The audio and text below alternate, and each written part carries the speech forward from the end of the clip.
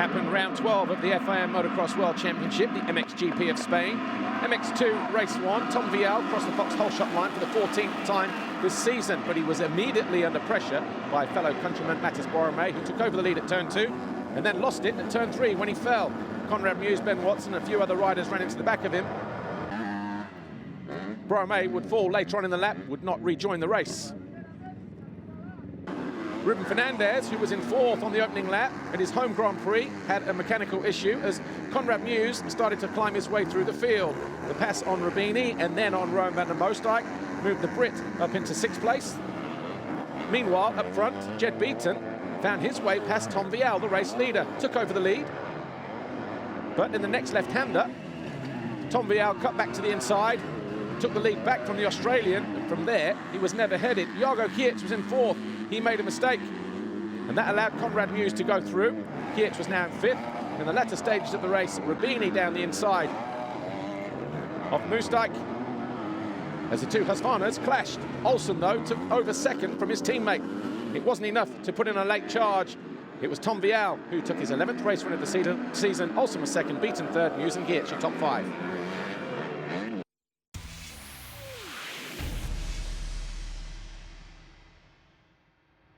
MX2 race 2. And guess what? Once again, Vialle got a good start, but he was beat to the line this time by Jorge Geerts, who crossed the Fox Holeshot line for the 4th time. His teammate was right there behind him, but just too slow to get out of turn 2. Vialle took over 2nd. Guess what? In the next left-hander, Jorge Geerts left the door open. The Frenchman was in. Geerts was then in 2nd. Watson lost 3rd briefly, but got it back with this move on van der Moosdijk towards the end of the lap. Ruben Fernandez almost tagged another rider towards the end of that first lap as well, but he managed to stay up in 4th place. Watson was on the ropes. He eventually got passed by Rowan van der Moosdijk and eventually came home in 6th place. Jed Beaton made this move on Rubini to get himself up into 9th. He would eventually finish 10th after a mistake later on in the race. Jorge Geerts got close to take the lead. Then he too made a mistake. And then Vialle stalled on the final lap. He had about 2 or 3 seconds over Jorge Geerts. Looked to the back of the screen. Jorge Geerts took over the lead. Vialle did restart and take 2nd. But he was there for quite a while. So Jorge Geerts crossed the line to take his 10th race win of the season. Tom Vialle came home in 2nd, ahead of Rowan van der Moosdijk, and that was enough for the Red Bull KTM rider to take his 5th Grand Prix victory of the season. Geerts was 2nd overall. Thomas Kjær Olsen 3rd overall here in Spain. So just confirmation then, Vialle, Geerts, Olsen, your top 3. Van der Moosdijk 4th, Maxime Renaux 5th overall. And in the championship, Vialle now 52 points clear. It was 46 over Jorge Geerts. Beaton 3rd, no change in the top 8. And Tom Vialle became the first French rider to win in Spain since Marvin Musquin in 2010. And of course, he maintains the championship leader's red plate as we head to Belgium in 1 week's time.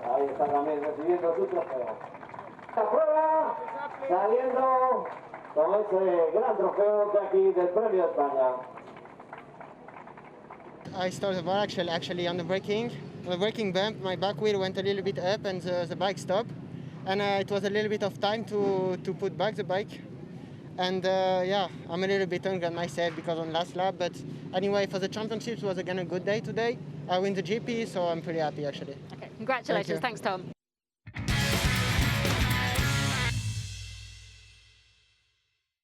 MXGP race 1, Jorge Prado with his 12th Fox Holeshot of the season. He'd never won a race in Spain before. He'd never stood on the top step of the podium in Spain. Would today be the day? Romain Fabra was into 2nd position. Dylan Walsh was up there as well in 3rd, but then he got caught by Geiser. Evans then charged into 2nd with that move on Romain Fabra. He then lost out to the Frenchman and his Geiser, his teammate, in the same lap. Geiser tried to find his way past Febvre, but was unsuccessful. Tony Cairoli, a poor start to come through the field. Mitch Evans, though, fell from 3rd on lap 3. A broken wrist for the Australian. Jeremy Seewer had the biggest crash of the race. He fell from 8th, he picked himself up. He remounted in 10th position. Dylan Walsh threw a chain whilst in 15th around the halfway point. But all eyes on Jorge Prado. He cruised to victory in race 1 for his 3rd race win of the season, his 55th career win. Fevre and Geiser, your top 3.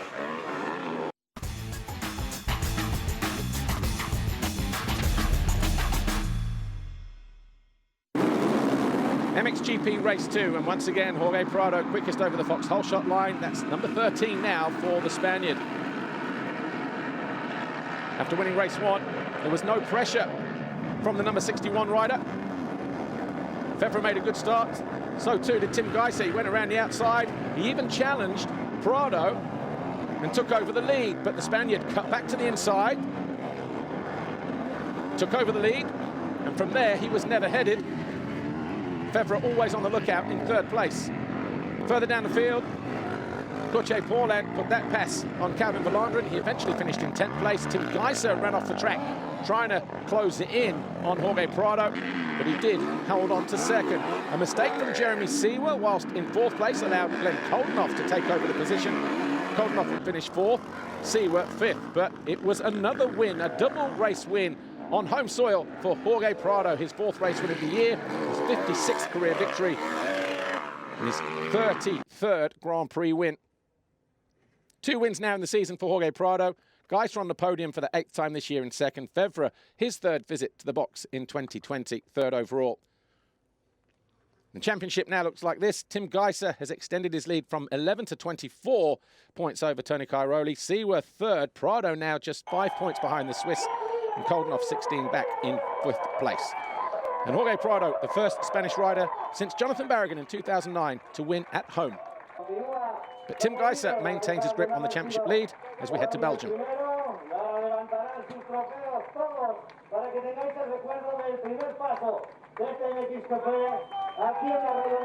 It was very good. I mean, first 2 laps were intense with the team behind me. He even passed me in one part. I could, immediately pass him back. So that was great. I think that was the great move for the race. I could pass him back and pull a little bit away. It was not too much, but enough to get a win today.